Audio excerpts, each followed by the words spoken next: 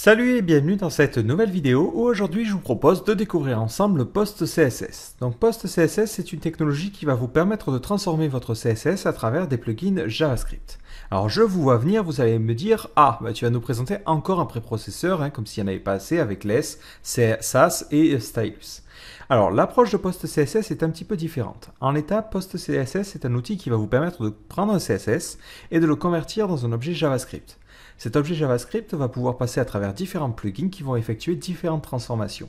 Et ensuite, il va faire le processus en sens inverse, convertir cet objet en CSS. Donc tel quel, l'outil PostCSS ne fait absolument rien. C'est-à-dire que si vous passez votre CSS à travers cet outil, il ressortira absolument identique. Là où c'est intéressant, c'est que l'on va pouvoir utiliser des plugins pour pouvoir le modifier. Donc si vous voulez, c'est un petit peu comme un préprocesseur en kit. On va pouvoir vraiment se faire l'outil qui correspond à nos besoins, contrairement à des préprocesseurs qui incluent tout un tas de technologies alors qu'on n'a pas forcément besoin de tout. Alors, avant de s'attaquer un petit peu à PostCSS et de voir comment il fonctionne, un petit point sur cette approche-là, voir ses avantages et ses inconvénients. Donc le gros avantage, c'est qu'on va avoir quelque chose de modulable sur lequel on va pouvoir greffer spécifiquement les outils dont on a besoin. Du coup, on va avoir en général un outil qui sera plus performant et plus rapide que les autres. L'inconvénient cependant, c'est que lorsque quelqu'un va vouloir attaquer un projet sur lequel on a travaillé, il va devoir comprendre tous les modules que l'on utilise. Si je prends le cas de Sass, lorsque je demande à quelqu'un est-ce que tu connais et est-ce que tu sais travailler avec cette technologie-là, s'il me dit oui, je sais qu'il sait ce qu'est un import, un extend, je sais qu'il sait travailler avec l'outil. Dans le cas de PostCSS, le problème c'est que si quelqu'un veut travailler avec moi, il doit d'abord regarder la liste des différents plugins que j'utilise pour comprendre un petit peu comment va fonctionner ma transformation. Alors dans certains cas, les outils sont assez simples. Par exemple, si on utilise autopréfixeur, on devine que ça va préfixer de manière automatique. Mais dans certains cas, c'est un petit peu plus compliqué parce que certains plugins de PostCSS vont carrément rajouter de nouvelles propriétés CSS. Du coup, l'apprentissage risque d'être un petit peu difficile. Donc voilà, je trouve que c'est important de parler tout de suite de ce problème-là pour pouvoir le comparer à d'autres outils. Alors ceci étant dit, je vous propose de mettre en pratique et de découvrir un petit peu les possibilités de PostCSS et de découvrir certains des plugins. Donc la liste des plugins est extrêmement longue, donc je ne m'amuserai pas à tous les tester aujourd'hui, mais je vous ai fait une petite sélection pour vous montrer comment travailler avec PostCSS. Alors pour travailler et gérer la compilation, on va utiliser Gulp, mais il faut savoir que vous pouvez utiliser PostCSS avec n'importe quel outil que vous utilisez. Donc vous pouvez utiliser Grunt, Webpack, Broccoli et n'importe quoi d'autre, tout est listé ici, pour compiler votre CSS. Ceci étant dit, moi je travaille déjà avec Gulp, j'aime bien cet outil-là, et du coup je vais continuer. Alors pour ce tutoriel, j'ai juste créé une page HTML et je n'ai créé absolument rien d'autre. Donc je vais commencer par initialiser mon fichier package.json pour charger les différents modules dont j'aurai besoin et surtout charger Gulp. Donc je fais un coup de npm init. Donc je vais laisser tout par défaut, si ce n'est le nom, je vais éviter de l'appeler PostCSS, sinon il va pas mal râler. Et je vais commencer par installer Gulp en faisant npm install-d et j'installe Gulp. Donc ensuite, on a besoin d'installer l'outil pour convertir notre CSS. Donc on fait npm install-d et on va installer gulp-postcss. Et pour l'instant, c'est quasiment tout. On va juste s'installer en plus gulp rename pour pouvoir renommer notre CSS. Voilà. Au niveau de notre dossier, je vais créer un nouveau fichier que je vais aller placer dans le dossier CSS et je vais l'appeler app.css. Ça va être notre CSS de base sur lequel on va travailler. Donc pour l'instant, j'y mets deux règles qui servent un petit peu à rien, juste pour tester. Et je vais écrire le gulp file qui va permettre de compiler ce fichier-là. Donc je vais aller créer un nouveau fichier à la racine que je vais appeler gulpfile.js. Donc si vous avez déjà l'habitude de travailler avec gulp, c'est toujours la même chose. Donc je require d'abord gulp forcément et je vais aussi require postcss. Donc attention, c'est gulp-postcss. Et enfin, je vais aussi require le dernier outil que je voulais utiliser, c'était rename qui va me servir à renommer mon CSS. Et je vais maintenant pouvoir créer ma première tâche. Donc gulp.task et on va l'appeler CSS parce qu'elle permet de convertir le CSS. Elle va prendre le fichier qui se trouve dans le dossier CSS. Et ensuite, on va piper ça à travers différents outils. Donc, on va renommer ce CSS. Donc, ça sera plutôt à la fin, mais on va renommer en bundle.css. Et ensuite, on va le renvoyer dans le même dossier. Donc, on va l'appeler gulp.dest. Et on l'envoie dans le dossier CSS. Et ce que j'ai envie de faire, c'est d'utiliser post CSS par-dessus. Donc là, juste avant la partie renommage, je vais le piper dans la fonction post CSS. Donc, post CSS. Et entre parenthèses, ici, on pourra lui passer un tableau qui contiendra l'ensemble des plugins que l'on souhaite utiliser. Donc pour l'instant, je ne mets absolument rien. Et je vais exécuter ma tâche. Si j'exécute ma tâche, automatiquement dans mon fichier CSS, je me retrouve avec un bundle.css. Alors si je compare les deux, donc on va ouvrir bundle CSS et on va splitter pour qu'on ait les deux côte à côte, on voit que c'est absolument identique. On obtient le même résultat. Donc là où c'est intéressant, c'est que l'on va pouvoir justement greffer des plugins. Alors on va commencer par des plugins qui sont relativement génériques, comme par exemple autopréfixeur. Autopréfixeur va nous permettre, comme son nom l'indique, de préfixer automatiquement certaines règles. Donc par exemple, si dans mon app.css j'utilise une transformation CSS, on imagine qu'on rajoute un petit translatex, mais j'ai pas envie de m'embêter à mettre toutes les valeurs et toutes les versions préfixées un petit peu chiantes à faire. Donc ce que je vais faire, c'est que je vais utiliser directement l'outil. Alors pour installer le plugin, on l'installe d'abord en faisant un npm install. Donc là, le premier s'appelle autopréfixeur. Alors si vous voulez connaître la liste des plugins et en découvrir un petit peu au fur et à mesure, il y a un petit site qui s'est lancé qui s'appelle postcss.parts qui vous permet de lister tous les plugins. Donc si vous cherchez autopréfixeur, hop là, voilà, on tombe sur ça. En général, ils sont relativement bien écrits, donc là c'est un plugin officiel, ça tombe bien, mais ils vous fournissent une documentation sur comment l'utiliser, c'est assez simple. Donc si on descend un petit peu, on voit là sur la documentation comment l'utiliser. Donc on doit charger le plugin autopréfixeur et ensuite on doit le mettre dans la liste des différents plugins à utiliser. Donc pour garder un code relativement clair, on va créer un tableau que l'on va appeler processors, qui va contenir les différents processeurs que l'on va faire passer dans PostCSS. Et ensuite on va lui envoyer voilà, ce tableau-là. Et on va mettre notre premier truc, c'est autopréfixeur. Donc je peux m'amuser en haut à faire un var autopréfixeur require, mais c'est un petit peu chiant. Moi ce que j'aime bien faire, c'est directement le mettre ici, require autopréfixeur. Et je lui passe en paramètre différentes options. Donc l'option que vous allez en général utiliser, c'est celle-là qui vous permet d'indiquer les versions des navigateurs que vous voulez supporter. Donc là, dans le cas de l'exemple, ils veulent supporter les 2 dernières versions de chaque navigateur. Voilà. Une fois que vous avez fait vos préprocesseurs, si je recompile mon CSS, si je relance ma tâche, je vois qu'automatiquement, il a créé dans le bundle.css les préfixes, sans avoir touché évidemment mon app.css. Si on imagine on veut un support un petit peu plus poussé, on imagine qu'on remonte 5 versions en arrière, si je recompile, cette fois-ci, hop, pour Internet Explorer, il rajoute le préfixe. Et ainsi de suite, ainsi de suite. De la même manière, si vous voulez optimiser votre CSS à la sortie, vous pouvez utiliser un autre plugin qui s'appelle CSS Nano. CSS Nano va vous permettre de compiler et de compresser votre CSS pour qu'il prenne le moins de place possible. Donc on peut l'utiliser avec pas mal de choses, donc on peut descendre, et nous, ce qui nous intéresse, c'est dans notre cas, de l'utiliser avec PostCSS. Donc on va commencer par inclure CSS Nano, donc npm install hop, CSS Nano. Et ensuite, il nous suffit de le mettre dans la liste des processeurs à utiliser. Donc au niveau de notre gulp file, on va le faire après l'autopréfixeur. Alors attention, l'ordre est très important. Les plugins vont se lancer les uns après les autres et pas en même temps. Donc on va d'abord préfixer et après compiler. Donc là, on fera un require de CSS Nano. Alors par défaut, eux, ils lancent la fonction, mais c'est même plus nécessaire, on peut juste mettre ça. Si je fais un coup de compilation, ce coup-ci, vous voyez que ça me donne un CSS qui est compilé et qui prend du coup beaucoup moins de place vu que tous les espaces ont été supprimés. Donc évidemment, on a la possibilité de gérer beaucoup plus de choses. Si on regarde dans la documentation de CSS Nano, il y a tout un tas d'options et d'optimisations que l'on peut faire. Après, il suffit de regarder la doc et de voir un peu comment on peut paramétrer les différentes options. Donc ce plugin, je vais le commenter temporairement parce que j'ai envie de vous montrer les différentes sorties au fur et à mesure. Donc si j'active ce plugin là, ça va pas du tout être évident. Voilà, donc là, on revient avec la sortie standard. Donc un autre plugin qui est plutôt pas mal, c'est le plugin Rucksack. Alors hop, on va le chercher dans la liste des paquets. Ruck.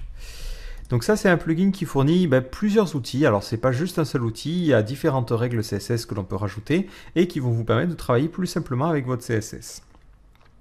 Alors du coup, il faut aussi l'installer. Donc on l'installe en faisant, hop, c'est rucksack-css. Et ensuite, on le met dans notre liste de plugins. Donc on va le mettre avant la partie préfixage. Require, rucksack, CSS, et c'est tout. Hop. Et on va réindenter ça, je sais pas pourquoi il me pète un boulot. Alors, Rucksack vous fournit tout simplement de nouvelles propriétés CSS et même modifie des propriétés un petit peu standards. Alors ça, c'est peut-être un petit peu dérangeant, donc ne vous sentez pas obligé d'utiliser ce que je vous présente. L'idée, c'est de taper un petit peu large, de vous montrer les différents trucs qui sont plutôt sympas. Après, effectivement, il y en a qui sont un peu à l'encontre de ce que l'on peut vouloir en CSS. Donc par exemple, ce que l'on peut faire, c'est gérer facilement le positionnement. Si on veut qu'un élément, on imagine une modale, soit positionné d'une certaine façon, souvent on doit faire en position absolue, top 0, left 0, right 0 et bottom 20 pixels par exemple. Moi, j'ai pris ça arbitrairement. Et ça, c'est pas très pratique. Donc ce que vous permet de faire Rucksack, c'est qu'il vous permet d'écrire de la manière suivante. Hop, comme ceci. Et automatiquement, lorsque vous compilez, ça va vous donner les différentes valeurs en utilisant le même sens de rotation que les paddings. C'est en haut à droite, en bas à gauche. Et après, il vous fournit aussi d'autres outils. Alors là, il y a vraiment de quoi faire. Il suffit de regarder. Par exemple, vous pouvez mettre un clear fixe sur un élément.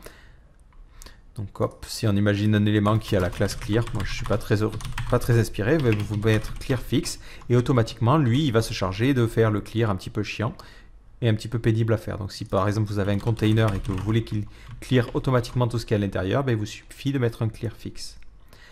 Une autre fonctionnalité que j'ai trouvé pas mal, c'est la possibilité d'avoir une police responsive, c'est-à-dire que la police va changer de taille suivant la taille de l'écran. Donc si vous voulez faire ça, on va créer une div qui va s'appeler responsive, parce qu'on est très original, et à l'intérieur on va mettre un font size responsive. Si on fait ça et qu'on compile, vous allez voir que ça va donner plein de règles différentes. Et ça va vous permettre d'avoir une taille de police qui va osciller entre 12 pixels et 21 pixels. Ces valeurs sont évidemment arbitraires et vous pouvez les changer. Par exemple, on peut lui dire oscille entre 12 pixels et 30 pixels. Si je fais ça et que je recompile, automatiquement, il va me donner ces valeurs-là. Si je veux voir ce que ça donne au niveau du code HTML, on va créer une div qui est la classe responsive. Et à l'intérieur, on va mettre un lorem ipsum.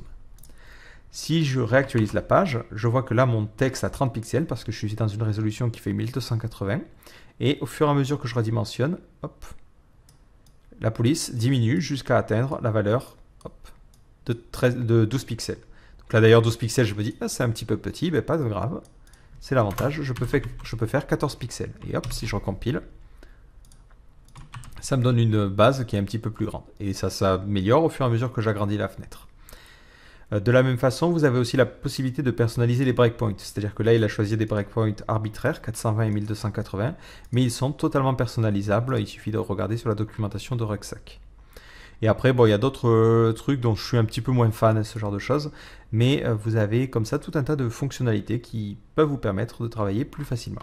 Donc un autre truc que j'aime bien sur ça, c'est que je n'ai pas en CSS standard, c'est la possibilité d'inclure les éléments les uns dans les autres, de faire ce que l'on appelle du nesting. Donc un truc qui ressemble à ça. C'est-à-dire que je déclare ma classe et après je mets les éléments dedans et automatiquement je veux qu'il formate ça correctement. Donc ça, ce n'est pas possible en CSS, mais heureusement pour nous, il existe un outil pour le faire. Donc si on cherche sur la liste des différents plugins, c'est du nesting, on cherche nested, et vous avez la possibilité d'inclure les règles les unes dans les autres. Donc pour l'utiliser, c'est toujours la même chose, il faut télécharger le plugin, et l'inclure dans la liste de nos préprocesseurs, en faisant attention dans quel ordre on le met. Donc ça, c'est un changement qui change carrément la structure, donc on va le charger tout au début. Require post-css-nested. Si maintenant je rebuild mon CSS, automatiquement, je vois que mon conteneur va inclure mes différentes règles. Et ça me permet de travailler avec un CSS de manière un petit peu plus pratique. En revanche, mon éditeur galère un petit peu parce qu'il n'est pas habitué à voir ce genre de choses. Mais voilà, ça fonctionne correctement. De la même manière, si vous voulez un autre outil, parce qu'en cherchant, je suis tombé sur un autre outil qui s'appelait PreCSS, qui lui est un petit peu plus complet. Là, Nested ne fait que le nesting, lui il fait des choses supplémentaires. Donc il essaie d'importer ce que l'on connaît avec SCSS, c'est-à-dire les variables, la déclaration de mixin et le extend. Donc il fait un petit peu tout ça. Donc si vous voulez quelque chose, un workflow qui est plus proche du SCSS que vous avez l'habitude de faire, vous pouvez utiliser ce plugin-là. Dans ce cas-là, c'est très simple, vous l'incluez comme d'habitude. C'est PreCSS. Voilà, et après, à la place du post CSS nested, ici, on va plutôt utiliser PreCSS. Voilà, l'avantage c'est qu'on peut vraiment mettre les plugins et les outils que l'on souhaite et hop, mon workflow va pas forcément être changé. Et là, ça va donner exactement la même chose. Donc après, vous pouvez choisir de ne pas forcément essayer de vous rapprocher d'un préprocesseur. Il y a quelque chose qui est pas mal, alors hop, je vais vous le ressortir, c'est Future CSS ou CSS Next. C'est un outil qui vous permet d'utiliser les nouvelles spécifications du CSS aujourd'hui et qui va automatiquement convertir votre CSS. Donc l'avantage, c'est que ça va utiliser des normes qui sont reconnues et qui sont facilement identifiables, contrairement à l'utilisation de plugins un petit peu arbitraires. Le problème, c'est que même si je sais que ce sont les spécifications officielles du CSS, je suis pas du tout fan de la syntaxe, notamment les variables, elles ont un nom dégueulasse. Enfin, je trouve ça pas du tout pratique. Je préfère encore utiliser les trucs qui se rapprochent du CSS. Mais si jamais vous souhaitez faire du CSS futuriste aujourd'hui, voilà, vous pouvez le faire en utilisant cet outil-là, CSS Next. Un autre outil qui est plutôt intéressant, c'est un outil qui vous permet de grouper les media queries. Alors, je vous donne un exemple. On va imaginer que l'on a une colonne, par exemple, bon, peu importe, qui soit en display block et en width 100%. Et on dit, bon, lorsque l'on est sur un grand écran, on reprend cette règle-là, lorsque l'on est sur un grand écran, automatiquement, on va lui donner une largeur de 50% et un float left. Si je compile ça, je vois automatiquement que tout en bas, il va me créer cette règle-là. Le problème, c'est que mes media queries sont identiques ici et à chaque fois, elles sont réouvertes. Donc, lorsque vous créez plusieurs fichiers, lorsque vous commencez à avoir des systèmes compliqués, vous préférez avoir les media queries qui sont groupés par composants et vous vous retrouvez à avoir 10 ou 20 fois la même media query. Donc, il y a un autre plugin qui est plutôt pas mal qui vous permet de compresser un petit peu tout ça. Donc, ce plugin-là, il s'appelle, il a un nom bizarre, MQ Packer, voilà. Et il vous permet de grouper les media queries ensemble. Donc pour l'installer, c'est npm install MQ Packer. Ok, je viens de comprendre que MQ c'est par rapport à media query. Voilà, vous le chargez, vous l'incluez ensuite dans vos différents plugins. Donc là, hop, on va le mettre après le préfixage. Hop, require MQ Packer c'est CSS-MQ Packer. Voilà, il s'est bien installé. Et si je build, ce qu'il fait automatiquement, c'est qu'il détecte les différentes règles qui sont identiques. Il a détecté que j'avais deux fois mon media query à 1280 et automatiquement, il m'a groupé ces différentes règles. Donc l'avantage, c'est que vous pouvez choisir de travailler comme un sagouin avec les media queries et c'est lui qui se chargera de bien organiser tout. Alors d'ailleurs, je ne vous en ai pas forcément parlé, mais lorsqu'il s'agit de séparer votre workflow, PreCSS le fait, c'est-à-dire que PreCSS vous permet d'avoir des imports. Par exemple, si ici vous voulez importer un module, on va imaginer que vous avez un truc qui s'appelle layout, ou même on va l'appeler base, voilà. Donc vous importez de cette manière-là, comme en CSS.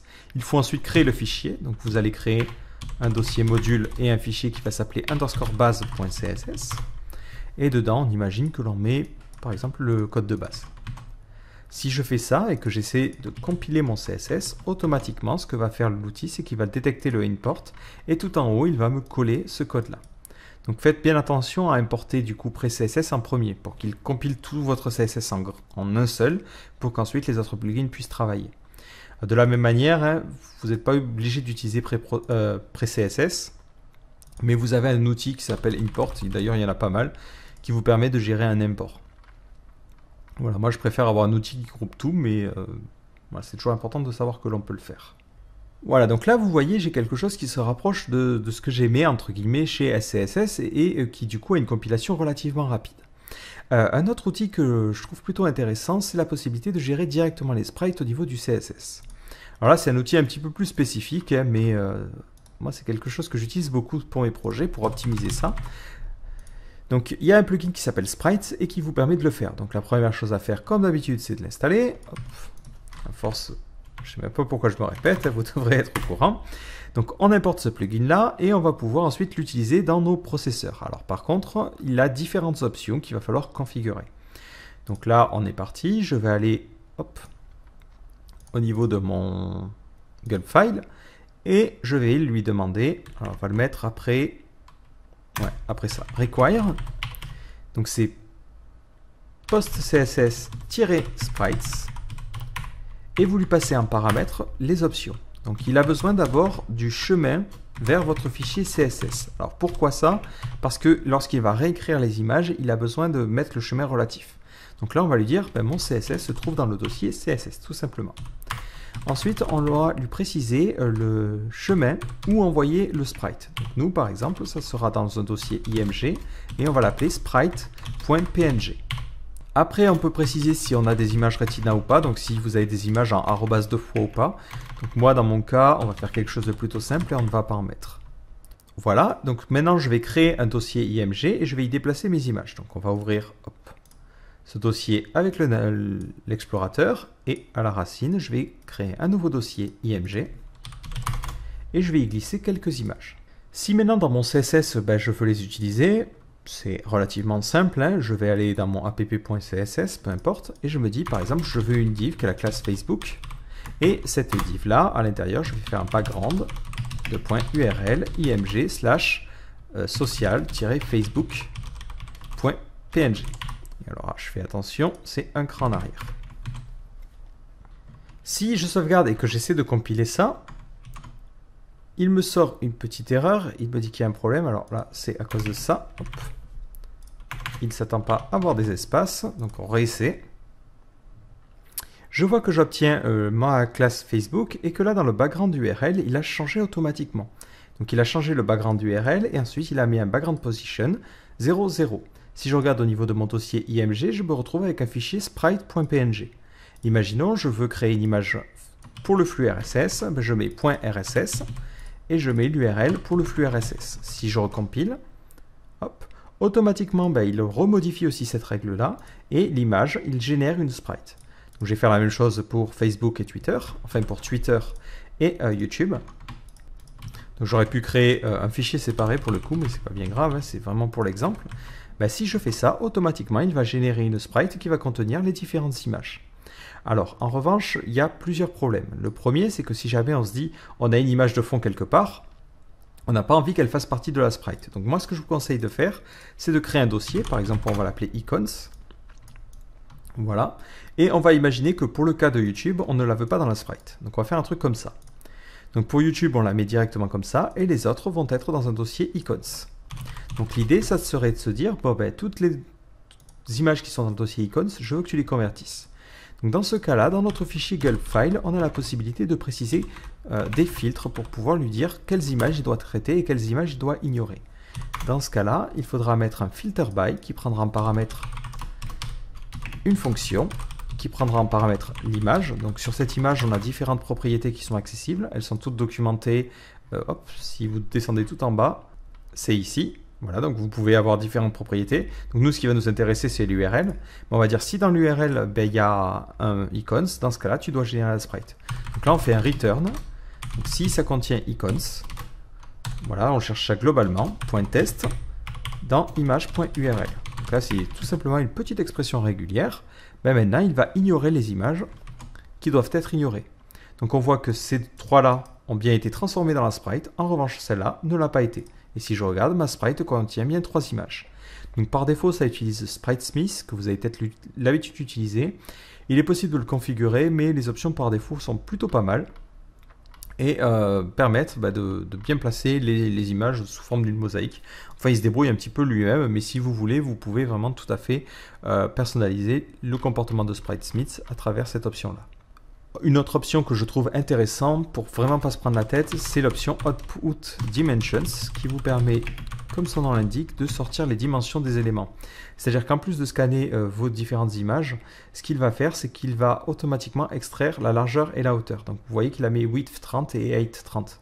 Ce qui fait que vous avez seulement ces règles-là à préciser au niveau de votre CSS et après vous êtes parti. C'est-à-dire que si vous voulez mettre l'icône Facebook, hop, vous mettez .facebook. Hop. Point Twitter, voilà, et ensuite .rss. Et automatiquement, vu que les largeurs et les hauteurs ont été précalculées, ça donne les éléments qui sont pile poil à la bonne dimension. Donc ça, c'est vraiment intéressant. Donc comme je vous le disais, c'est capable aussi de gérer le Retina si ça détecte un arrobase 2 fois dans votre nom. Donc si jamais on a Facebook qui est une image en Retina, ce qu'il nous suffit de faire, c'est dans l'app.css de lui dire, cette image-là, je veux que tu me la charges en Retina. Donc là, hop, on va mettre arrobase 2 fois. et qu'on passe du coup l'option Retina à true à cet endroit-là, si on essaie de recompiler notre CSS, automatiquement il va générer une sprite différente dans le cas où on a des images qui sont en Retina. Donc là, c'est ce que l'on voit ici, on a cette sprite qui est différente. Et au niveau de notre CSS, il va diviser par deux les largeurs et les hauteurs. Donc là, vous voyez qu'il met un 15 et un 15. Et il change aussi le background size. Donc au niveau de notre page web, ben forcément, l'image sera 2 fois plus petite avec une image source qui sera 2 fois plus grande. Donc ça vous permet de garder des images qui vont être super nettes dans le cas d'un écran Retina. Donc voilà quelques exemples des différents outils ou des différents plugins que j'ai été amené à utiliser jusqu'à maintenant. Donc après, effectivement, il en existe des tonnes et des tonnes. C'est l'avantage et l'inconvénient de ces technologies-là. L'avantage, c'est que vraiment, on va trouver un petit peu de quoi faire. L'inconvénient, c'est que vous allez vous retrouver à utiliser différents outils. Donc pour quelqu'un qui est externe au projet, ça va être effectivement un petit peu plus compliqué de rentrer dedans et de comprendre comment ils fonctionnent. Comme je vous l'ai dit, les choses comme autopréfixeur, CSS Map Packer là et MQPacker et CSS Nano, ça c'est des outils qui ne sont pas forcément gênants parce qu'ils n'influent pas sur votre workflow, votre manière de travailler. Et la seule chose qu'ils font, c'est qu'ils optimisent globalement votre CSS. L'inconvénient, c'est lorsque vous utilisez des plugins comme par exemple Pré-CSS qui change votre syntaxe ou encore Rucksack qui vont changer des choses comme les positions absolutes. Là, ça peut devenir un petit peu plus déstabilisant. Parce que vous allez vous retrouver à faire des choses qui ne sont pas forcément habituelles. Et quelqu'un qui est externe au projet ou qui ne connaît pas vos plugins va se dire, voilà, là, qu'est-ce qui est écrit là? Et de façon même un petit peu plus générale, c'est un petit peu chiant lorsque vous utilisez des logiciels pour écrire votre code. Vous voyez que là, dès que j'ai commencé à mettre des règles les unes dans les autres, ça n'a pas forcément été un vrai succès. Voilà, ceci étant dit, je trouve que c'est une technologie prometteuse parce qu'elle va permettre à de nombreuses personnes de rajouter des plugins et d'aller beaucoup plus loin que ce que permet de faire un préprocesseur standard. On le voit notamment avec l'utilisation des sprites qui fait ça de manière complètement transparente. C'est-à-dire que votre CSS est valide ici et c'est lui qui s'occupe derrière de l'optimisation et il change votre code sans que vous ayez quoi que ce soit à faire. Si je compare ça avec Lipsas par exemple, si je veux utiliser un système de sprite, je suis vraiment obligé de me compliquer la vie. Là, ça se fait de manière totalement transparente et c'est intéressant. Donc il y a pas mal d'outils qui se montent à partir de cet outil-là. Je vous ai présenté notamment Rucksack qui contient pas mal de choses. Il y a aussi Lost qui est un système de grille un petit peu particulier et ça va continuer à se développer. Donc vraiment c'est une technologie à suivre de près. Ne vous sentez pas encore une fois obligé de vous y mettre parce que c'est un nouveau truc et dès que c'est nouveau il faut s'y mettre. Mais voilà, si jamais vous trouvez que c'est intéressant et que vous aimez certains de ces plugins et que vous n'aimez pas forcément travailler avec Lipsas ou même Less ou Stylus ou autre ou même que vous avez du mal à l'installer, ça peut être une très très bonne alternative. Donc voilà, j'espère que cette vidéo vous aura donné envie de l'essayer et je vous donne rendez-vous dans une prochaine vidéo. Ciao!